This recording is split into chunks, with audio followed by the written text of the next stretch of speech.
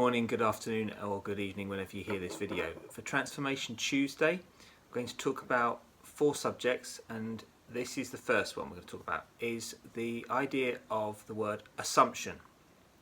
So, what is assumption? So assumption is something that is accepted as true or certain to happen without proof. And there's a problem with this, obviously, because when you assume things, it means what you're doing is you're going from your past experience. Now, if your past experience is negative, that means whoever you meet or whoever you work with, you will have, could be bad assumptions on their character. Now, as a hypnotherapist, one of the things we have to do is, unlike most counsellors, is we don't assume certain things. We have to, the only way we can prove where people have an issue or they've got a triggering issue is we have to put them, when we're putting them under hypnosis in a session, is that we have to be open to whatever comes up, and the evidence and proof has to come from the client. Not my assumption. With all the experience I have, I can't just assume certain things. So, for example, if a client said, I overeat because I was bullied for being too skinny, I needed to put more weight on as a child, and that's why now I eat more, right?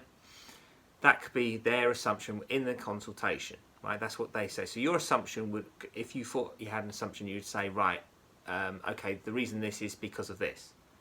Once you put them into hypnosis, you do a regression, you can find out, for example, that the reason they eat is because they're depressed, and every time they ate, it made them comfort from when they got upset. And then that's proof. And then what you've got to do is reframe that. So every time they get upset, instead of wanting to eat, is you reframed it that every time they get upset, is that they find a way of channeling it another way to not be upset and not to overeat. See, this is the example of why, as a practice, hypnotherapy is more effective, because you're just not assuming. For example, as a hypnotherapist, you don't just say, how do you feel? Which is a very big thing, because if you just go by people's feelings all the time, and in fact what actually is factual, then you're actually not doing a good job.